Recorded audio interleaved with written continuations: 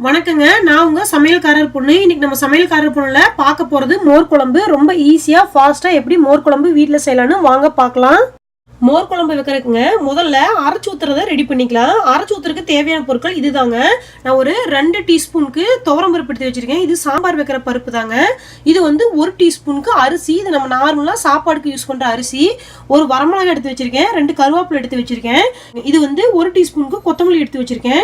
இது வந்து 1/2 டீஸ்பூனுக்கு சீரகம் எடுத்து வச்சிருக்காங்க. இதை எல்லாத்தையும் ஒரு 2 மணி நேரத்துக்கு முன்னாடியே தண்ணியில ஊற வச்சிடணும். நான் எப்பவுமே காலையில எந்திரிச்சுனே குழம்பு செய்வேன், அதனால இதை நைட்டே ஊற வச்சுட்டேன். நீங்க மத்தியானம் செய்யற இருந்தீங்கன்னா ஒரு 2 மணி நேரத்துக்கு முன்னாடி இதை தண்ணியில ஊற வச்சிருங்க. அப்பதான் இது நல்லா மையாட்ட அரையும். ஊற வச்சுட்டோம்னா சீக்கிரம் அரைஞ்சிரும். அதுக்காக தான் நம்ம தண்ணியில ஊற வைக்கிறது.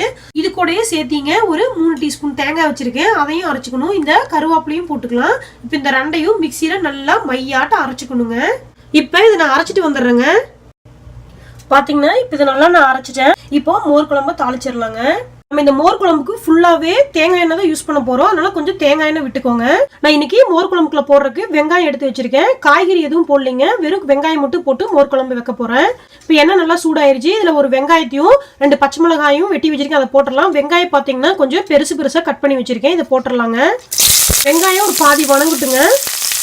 மோர் குழம்புக்கு ஊத்துறதுக்கு தயிர் பாத்தீங்கன்னா ஒரு 1/4 லிட்டர் தயிர் எடுத்து வச்சிருக்கேன். இது நல்லா கெட்டியா இருக்கு. மோர் குழம்புக்கு எப்பவுமே தயிர் வந்து புளிப்பா இருக்க கூடாதுங்க. நீங்க நைட்டு பெரிய ஊத்தி வச்சுக்கோங்க, காலைல யூஸ் பண்ணிக்கோங்க. அப்படி இல்லாட்டி கடை தயிர் வாங்குறீங்கன்னா கொஞ்சம் புளிப்பில்லாத தயிரா யூஸ் பண்ணுங்க. இப்போ வெங்காயம் நல்லா வெந்துருச்சுங்க. இதுல இந்த அரைச்சி வச்ச விழுதை ஊத்திடலாம். இந்த தயிர் கொஞ்சம் கெட்டியா இருக்குங்க, அதனால ஸ்பூன் விட்டு கலக்கி இந்த கட்டியெல்லாம் உடைச்சு உள்ள எடுத்து ஊத்திடலாம். உள்ள ஊத்திடலாங்க. அடுப்பு இப்போ கொஞ்சம் கம்மியாவே இருக்கட்டுங்க. நல்லா தண்ணி ஊற்றி கலந்துட்டு அதுக்கப்புறம் அடுப்பை கொஞ்சம் வெசையா வச்சுக்கலாம். இப்போ இதுக்கு தேவையான மஞ்சத்தூள் உப்பு போட்டுக்கலாங்க. இப்போ உப்பு மஞ்சத்தூள் போட்டு நல்லா கலந்துட்டேங்க. இப்போ வந்து அடுப்பு வந்து மீடியம்ல வச்சுக்கலாம். இவ்வளவு நேரம் ரொம்ப லோவா இருந்துச்சு இல்லைங்களா? பாத்தீங்கன்னா இப்படி சென்டர்ல நுர கட்டி பபிள் மாதிரி வருது. இந்த ஸ்டேஜ்ல அடுப்பு ஆஃப் பண்ணிடலாங்க. இதே அடுப்புலயே வச்சிருங்க. அந்த அடுப்பு சுட்டுக்கு இது கொஞ்சம் அப்படியே இருக்கட்டும். நம்ம அதுக்குள்ள இதுக்கு வேணுங்கிறத தாளிச்சு கொட்டிடலாம். தாளிச்சு கொட்டுறதுங்க ஒரு சின்ன பேன்ல கொஞ்சோண்டு தேங்காய் எண்ணெய் விட்டுக்கலாங்க. கொஞ்சோண்டு கடுகு, ஒரு சின்ன வரமிளகா. உங்களுக்கு அந்த குழம்புலயே நீங்க காரம் அதிகமா போடுறீங்கன்னா இந்த மிளகா போட வேண்டாங்க. கொஞ்சோண்டு சீரகம், கொஞ்சோண்டு கடலைப்பருப்புங்க, 2 கருவேப்பிலை போட்டுக்கலாங்க. இப்போ கடுகு நல்லா பொரியுதுங்க. இதை எடுத்து இந்த குழம்புக்குள்ள கொட்டிடலாம். இதுல கொஞ்சோண்டு பச்சை தேங்காய் எண்ணெய் ஊத்திடலாங்க. இப்ப இது மேல கொஞ்சோண்டு கொத்தமல்லி தழை தூவிடலாங்க.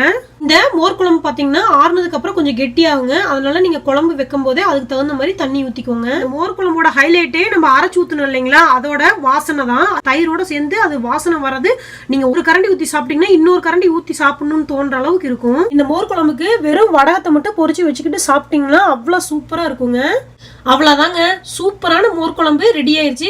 இது வரைக்கும் நான் மோர் குழம்பே செஞ்சதில்லை அப்படின்னு சொல்றவங்க இந்த மெத்தட்ல நீங்க மோர் குழம்பு செஞ்சு பாருங்க. இனிமேல் வாரம் உங்க வீட்டுல லஞ்சுக்கு இந்த மோர் குழம்பு நீங்க செய்வீங்க. இந்த ஈஸியான மோர் குழம்பை கண்டிப்பா உங்க வீட்டுல செஞ்சு பாருங்க. எப்படி இருந்துச்சுன்னு உங்க கமெண்ட்ஸ் எனக்கு சொல்லுங்க. இந்த வீடியோ உங்களுக்கு பிடிச்சிருந்தா சமையல்காரர் பொண்ணுக்கு சப்ஸ்கிரைப் பண்ணுங்க. நான் இன்னொரு சூப்பரான வீடியோவோட உங்களை சந்திக்கிறேன். தேங்க்யூங்க.